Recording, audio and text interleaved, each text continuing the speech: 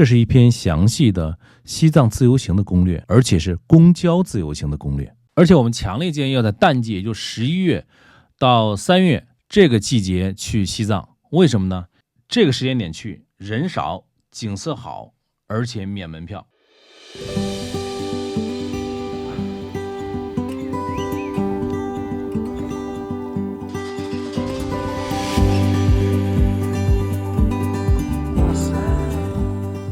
大家好，今天我们来讲一个西藏公交自由行的攻略。为什么想起来讲这样一个攻略呢？是因为我们发现去西藏玩，大家一般都默认为要么跟团，要么包车，要么自驾，基本上没有自由行的，更不要说什么公交自由行了。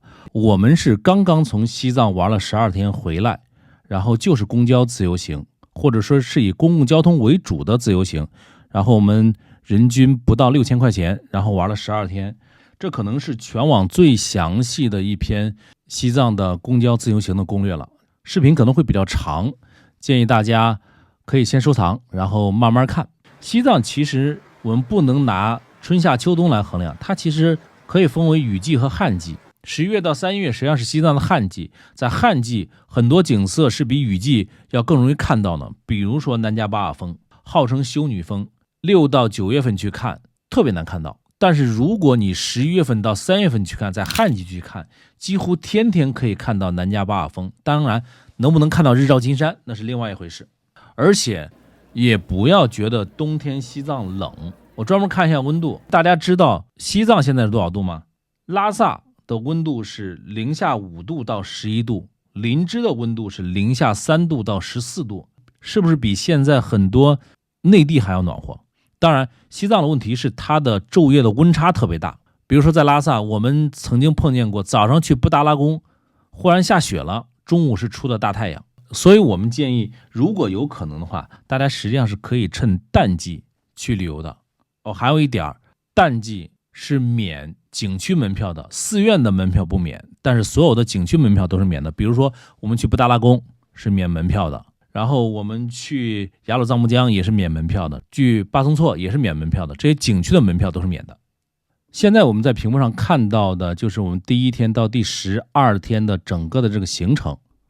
这个行程大家也可以截个图，我们具体来讲下面的线路。首先我们要先说一下进藏。进藏我们使用的是火车进藏，就从西宁到拉萨。我们从拉萨到林芝其实也是坐的火车。西宁到拉萨就是所谓的天路之旅，景色真的是特别的漂亮。我们再来看这张图，这是我的笔记青藏铁路绝对指南里边的一张配图，基本上把西宁到拉萨的所有的景观车站点都已经标了出来。从西宁站出发的火车现在主要有2趟，是晚上7点多出发一趟，9点多出发一趟。我们坐的是 Z9817， 这是当前基本上是最优的一趟火车，晚上9点钟出发，到凌晨或者到6点多的时候是过了楚尔玛河。也就是说6点多日出之后，沱沱河、唐古拉、安多、措纳湖、纳曲、当雄这些景色都可以看到的。但可可西里的这部分基本上是在夜晚度过的，这部分景色是看不到的。大原则就是列车出发的越晚，第2天你能在火车上度过白天看到的景色越多。所以说我们选择的是9817是最优选，7点多出发的165是次优选。但是火车上要注意一点，景色是真的漂亮，我会贴一些图片和视频出来，大家可以看一下。可以说是人生必体验的一条铁路，但问题在很可能会有高反。整个列车是弥散式供氧的，如果出现高反的话，还是可以像乘务员气药专门的吸管，在列车的床头，在卧铺的床头，在车厢里都有那种应急的供氧器，是插上那个单独的吸氧管，是可以单独吸氧的，吸氧了之后就会好得多。不要担心，就是有一种说法是，如果说现在吸氧了有依赖了怎么办？其实我现在觉得我们回来了之后，我觉得这个问题我们可以不考虑，就是该吸氧就吸氧，吸氧会极大的缓解你的症状，保证你有状态来玩。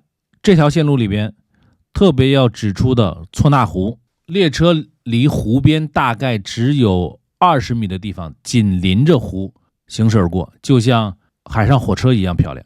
青藏铁路这是人生必体验的。而且还有一点，青藏铁路的软卧和硬卧的挑选，其实挑硬卧就可以。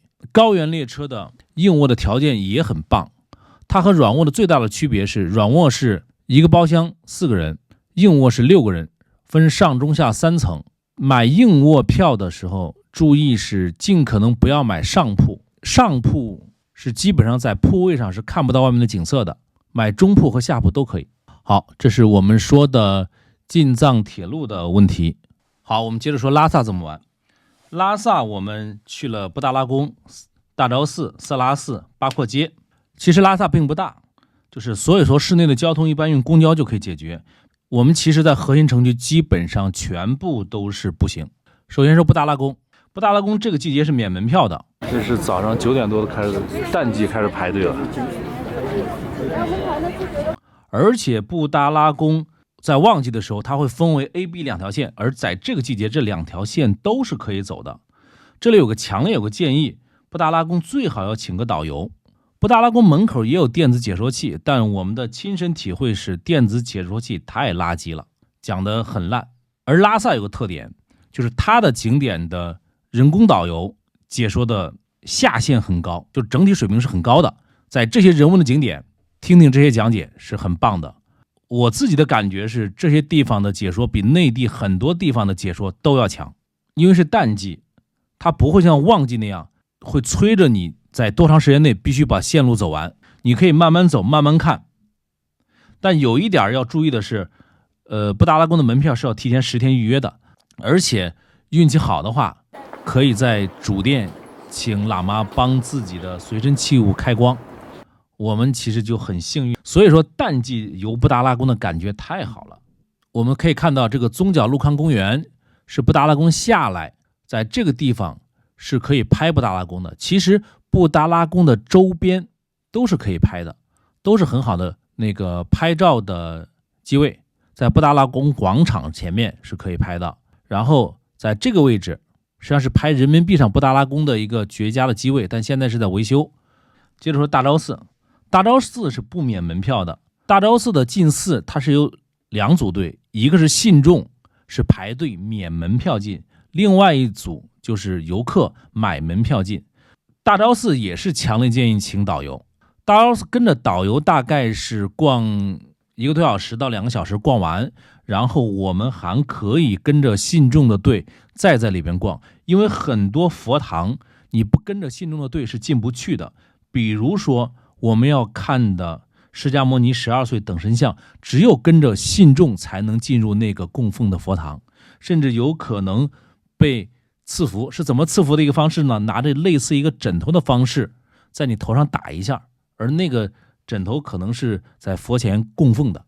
接着我们说色拉寺，色拉寺的辩经很精彩，色拉寺也是强烈建议去的，但要注意色拉寺的辩经是下午3点开始，说是5点结束，但实际上4点就结束了。4点到5点之间是他们的一个总结大会。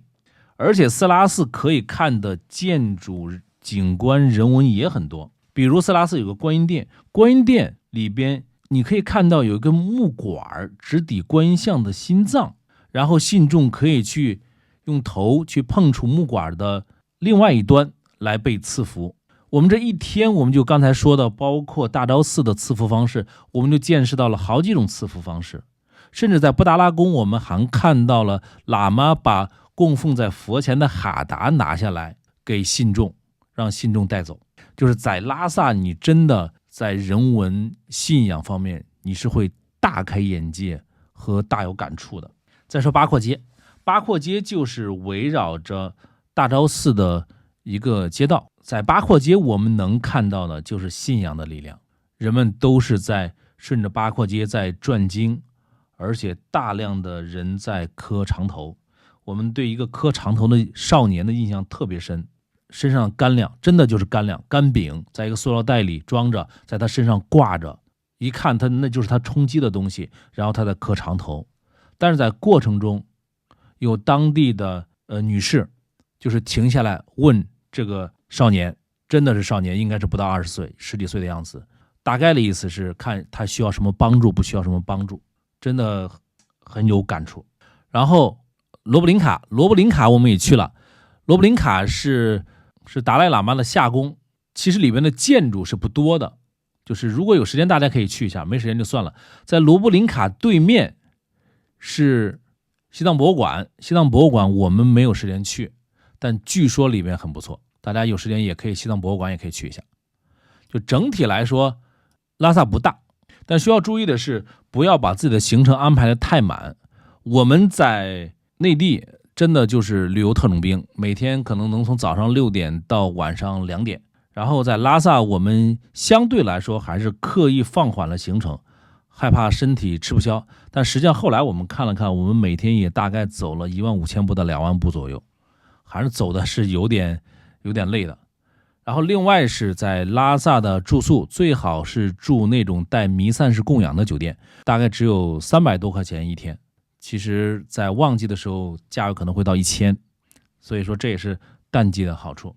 关于吃饭，我们吃的都是当地的特色，我们没有吃这2年特别火的什么牦牛火锅，我们吃的是尼泊尔菜。尼泊尔菜其实基本上和印度菜是一样的，就是我们在拉萨吃的尼泊尔菜的味道和在印度吃的印度餐几乎是一模一样，而且味道还真的很不错，还挺好吃的。这个是给大家推荐一下。在拉萨待了2天之后，我们决定去一日游。我们原计划是去纳木错，可以订一日游，价钱也很便宜。但后来我们发现了问题是什么呢？第一，我们担心高反，纳木错的海拔已经到了5000多米了。第二，我们仔细研究了之后发现，一天跑12个小时，然后实际上在纳木错的湖边只能玩半个小时，游玩时间太短。所以说最终决定我们不去纳木错的因素不是海拔，而是游玩时间太短。我们就转向决定去羊湖。羊湖也是一天大概是早上7点出发，晚上5点回到拉萨，10个小时，但10个小时里边可以玩2到3个小时，这个游玩时间还是可以的，而且价钱也很便宜。它的线路就是我现在在地图上标的，我们在地图上具体看一下。拉萨出发，沿着雅叶高速一直走，然后在雅江河谷观景台这个地方会停一下来看景色。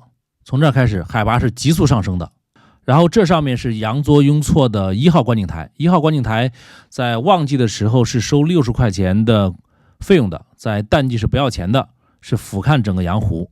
这个1号观景台的海拔也是5000米左右了。然后下山沿着湖边，沿着湖边还有2到3个观景台，也会根据情况来停留。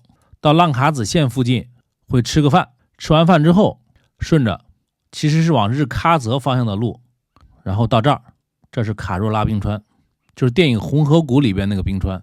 到现场你会发现完整的冰川被炸出了一个巨大的3角形空缺，实际上是电影当时是没有保护意识，然后用炸药硬生生拍雪崩的场景的时候把冰川给炸掉了。